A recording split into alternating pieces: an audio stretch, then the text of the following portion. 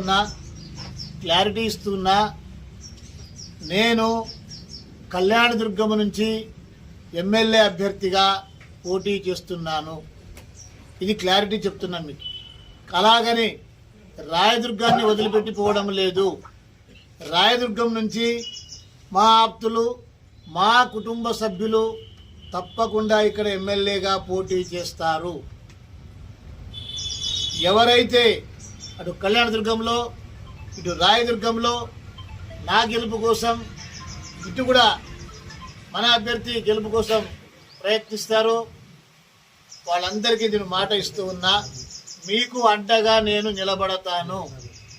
నిన్న మొన్న కూడా చూసిన, ఎలక్షన్లో గెలవాలనుకున్నటువంటి ఒక వ్యక్తి, తనకు టికెట్ వస్తుందని ఆశిస్తున్నటువంటి ఒక వ్యక్తి 3 సార్లు ఎమ్మెల్యేగా గెలిచిన నా పైన తన అనుచరులతోటి బండ బూతులు పెడతా ఉన్నాడు. నా గురించి కొంతమంది చిల్లర వ్యక్తుల్ని తన చుట్టూ పెట్టుకొని వాళ్ళతో తిట్టించినంత మాత్రాన పోయేది నా విలువ కాదు, నీ విలువ అని అర్థం చేసుకో. కాబట్టి ఇప్పుడు ఇంకా ఏమీ ఫైనల్ కాలే. ఈ రోజుకి ఏమైంది? ఇంకా ఈ రోజుకి ఏంది నిర్ణయాలు ఇంకా కాలే.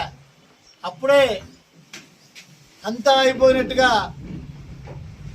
సంబరాలు చేసుకుంటూ ఉన్నారు.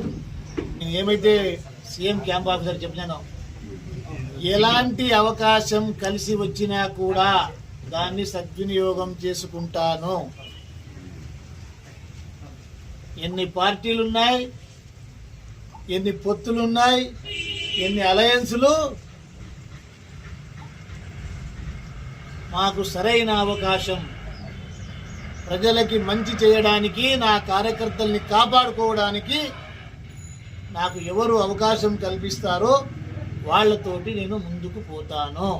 2012 ఎలక్షన్లో కాంగ్రెస్ తరఫున వేణుగోపాల్ రెడ్డికి గట్టిగా నిలబడి చేసినాడు ఆయన, అంతే కదా. మళ్ళీ నేను 12లో గెలిచిన తర్వాత మళ్ళీ ఒకే అసెంబ్లీలో ఉన్నాము. గెలిచి దగ్గరికి పోయిన తక్షణం గట్టిగా హత్తుకున్నాడు. చాలా కష్టపడ్డావు రామచంద్రారెడ్డి, ఇది భలే గొప్ప ఎలక్షన్, నా జీవితంలోనే ఒక గొప్ప ఎలక్షన్ ఇది.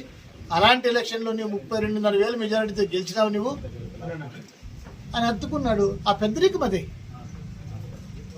రఘువీరారెడ్డి అనే అతను ఒక మెచ్యూర్డ్ పొలిటీషియన్.